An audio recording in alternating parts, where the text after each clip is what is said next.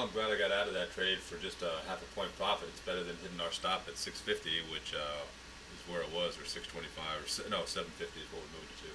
So that was a good decision. We saw some stuff happening on the tick chart. We saw some stuff happening in the ETFs, and it just looked like the market was losing momentum. Now, the question is, where do we find an opportunity to get aboard here? We're looking at the New York stock tick chart, and we're trading around the second standard deviation below the mean. So we're waiting for that bar to close, and if it closes down here negative on the second standard deviation, that should be a good entry on the next bar open. See some cross trade building here in the 6 area. I'm going to pause and be a little patient here. See this area where the blue line is, from 1301 to 1303 basically, is an area where you can see consolidation after the initial break early in the morning at 9:44, and I'm going to see if I can pull the chart over.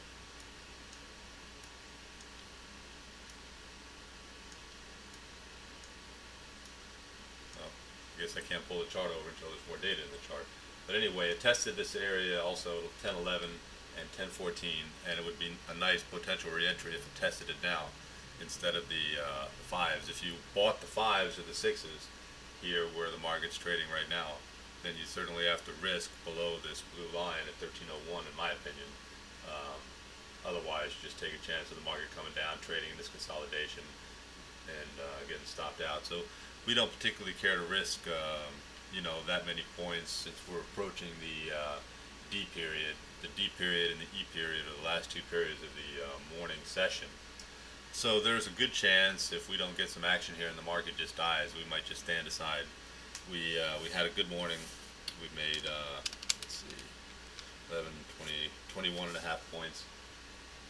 Three wins, no losses. So we didn't maximize all of those 3 trades. The first trade, we got in a little late. But it is what it is. Our exit was okay, got out a little early, but it wasn't bad. Our second trade, we saw some things and acted on it, didn't maximize the opportunity, but made some points. And then the third trade, I like the third trade, even though we made half a point, because we could see some stuff that was happening real time. We made a quick decision, we executed on the quick decision, and we turned a losing trade into a small winner. And that's a good thing when you can start to develop those attributes. I think it holds you in good stead and opens some good opportunities. There's a lot of times where we'll be in a winning trade, and we'll get out at a particular point because of a particular reason, whether it's resistance, whether it's parallel activity, whether it's a reference point of any particular type. And instead of looking at that opportunity for the opposite position for a time, we haven't been doing that. And that's something that I'd like to do. I'm not sure I want to do it right now because there's lots of other things I'm working on currently.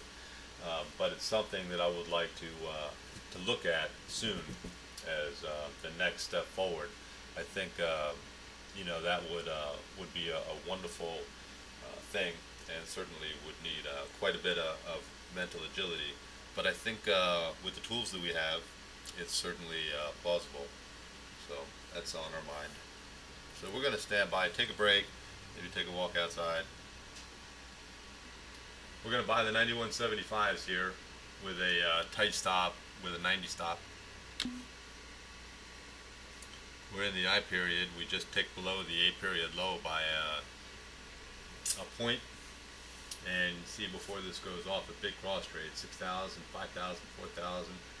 All of that bid activity couldn't drive the market lower because the other side of that dual auction market was absorbing the selling. At least that's my hypothesis. Now, there's a divergence in the financial ETF, and the tick chart is oscillating up and down. Like I say, if it breaks below that cross trade here and ticks 90, it's probably headed lower. So I don't want to risk a ton. We're already down here, the trade is relatively light. So we'll let the video run for a little bit. This very well could be our last trade today.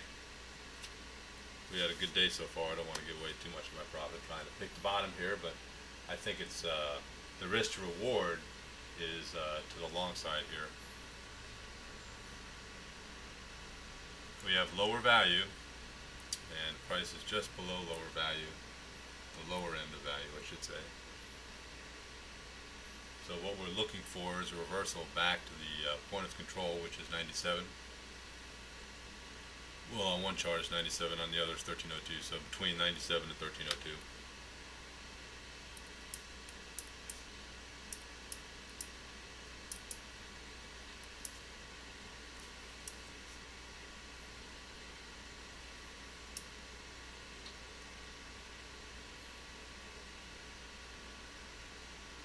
Trading awfully close to our stop. Sometimes I've seen the market trade just below this little bit and then, you know, bounce up. Let's hope that doesn't happen right now. I probably won't get back in. But I have seen that happen though. Like a double test. The J period is going to be open in 7 minutes.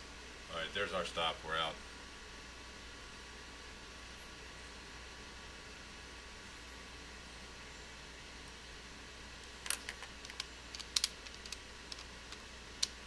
Lost 5 1/4 points on that. That was no fun. Should have stayed out of the market, huh?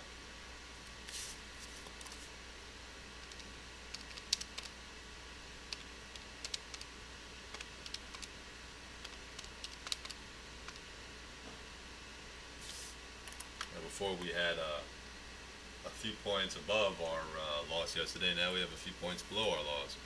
Now we've made 16 1/4 points instead of 21 1/4 points. That's disappointing. We're going to pause the video here. Well, it looked like the Globex low was the target. We ticked a 1/4 point below the Globex low. Globex low was 88 and our low here is 87.5. So we clicked a tick or two.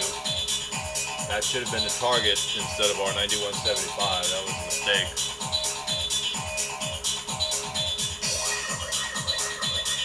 If in fact what we believe is happening is happening. And that is the divergence is forming between the ETF on the financials and the other ETFs are negative. But the financials are holding up well compared to the energy or the materials sector, and of course the financials the heavy weight of those. We're just going to stand by here and let the market trade between this 91 and 87 area and see what happens over the next half hour or so. And it's trading up here in the 90s. Looks like we missed that opportunity. It looks like the J period was the reversal period. We looked for a retrace back down to the 87s, 88s. It couldn't even get any further than the 89 even. Couldn't even bought there. Primarily the divergence between the mini S&P and the XLF. And now the tick's still in higher over the mean. You could though make an argument that this is an area for a short, considering we've been in a downtrend. It's the first time the tick chart has traded to the second deviation above the mean. So I'm gonna just pause and look and learn. Well, selling at the second standard deviation above the mean was the correct thing to do. Breaking down now below the J period low. We're still in the J period. So despite the little morning rally where we made our money, the afternoon session has been in a downtrend, and the second standard deviation sell above the mean would have got you short on this run somewhere in the 89s. Could have had a nice 12-point trade quick there. So that was a worthwhile pause, and I think we learned something. The open of that bar was 89.25 and the high was 89.50. So yeah, you could have got the 89s, 89 flat maybe. You certainly could have got filled at 84, 85 down here for 8 to 10 points. A couple contracts. So I think we're going to take a break and pause this, produce this snippet, and I think we're going to call it a day.